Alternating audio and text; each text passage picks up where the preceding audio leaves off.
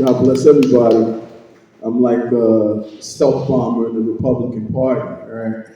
I'm running for state assembly for District 27 in Queens. As you know, that section is where John Lew is at, and Gracie May, Congressman, and Zabisky, but Zabisky ran away, and John Lew took her place. And I'm also an electrician, and I'm in Local 3, and John Lew sits on the public membership board. So you would say at this point, I'm going all in, and at the same time committing career suicide, right? But I believe in New York. New York is my home. I'm from the Dominican Republic. I emigrated from there in the 70s. My mother came, and her first job was working in the factory.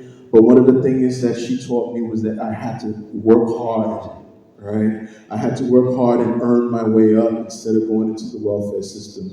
My mother made sure that she stood out of welfare, even if she took what she needed out of it, but she made sure that I would just have the drive to hustle in New York, because New York is all about hustling. It's all about the hustle. It's all about making it here, because New York is like the first port city for the whole world to come over here. And the way the Democrats and the socialists and the communists are doing, they're trying to destroy, they're trying to close that door. Because if New York City, New York State falls, the whole nation falls, to be honest, because there's no other state that's out there that will be so accepting to other immigrants, no matter where they come from, whatever background. This is the first place they need to go, right, to start. And then from here, they go out to any other place and live the American dream. What these people want to do is change the American dream into a nightmare. And we're seeing that nightmare every single day for the past 6 years. And it got worse during these past 3.5 years. I got into politics because I was at home and they were saying who was essential and who was not essential. They called me up and they said, Angelo, you can go to work. Well, everybody I knew, they couldn't go to church, they couldn't open their small businesses. The reason why they said I was essential is because I'm an electrician and I work in construction, so you can go in there. And I said to myself, who is government to tell me whether I am privileged or not, or give me my privileges? Like, as if though they can give us the permission to be somewhere. What I started to realize is that this country, this New York, is transformed into a dictatorship. Right? Without knowing, you start saying, you can't go over here, you have to wear the mask. If you don't have these shots, you can't work.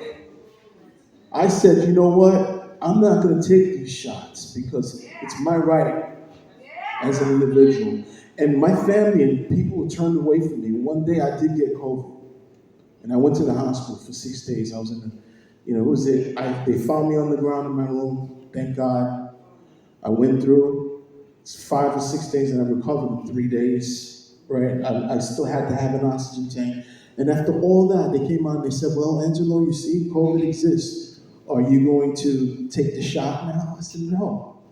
Because what can't kill me makes me stronger. And I am now immune to it because I understand how the science works. The real science works. And we know that what they do is they peddle something, they lie to us, they swindle us.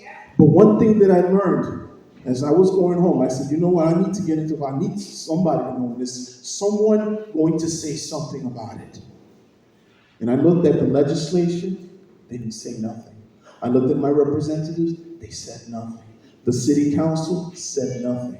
All I saw was one person ordering everybody to talk, which is the governor. My family came from a dictatorship in the Dominican Republic. From one dictator, what was going on was that we were seeing this dictator. And when my father was in the Dominican Republic, he had to walk around under the dictatorship, he had to walk around with 3 papers. And if he had any of those papers missing, they would throw him in jail.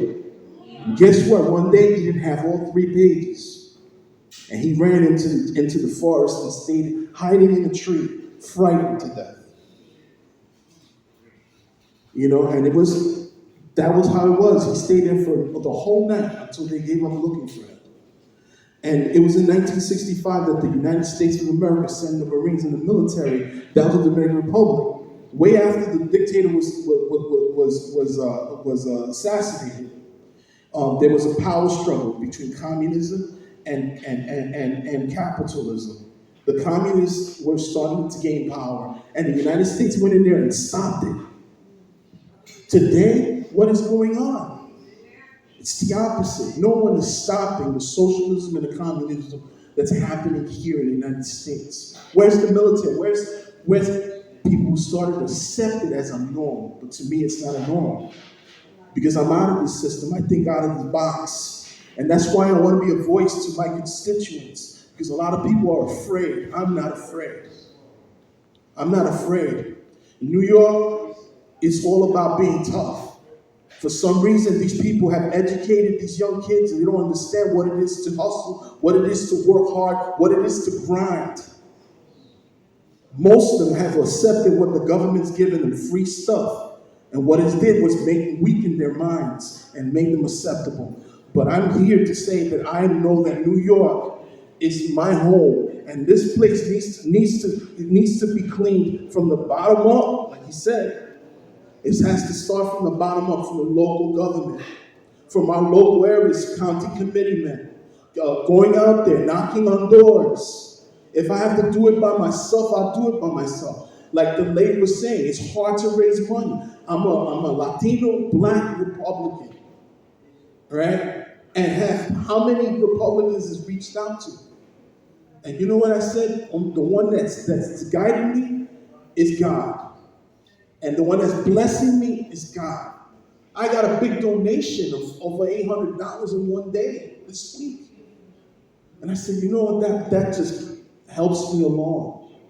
That helps me along because I believe in New York. I believe in the United States. I'm an American citizen. And I will fight for this nation if I have to.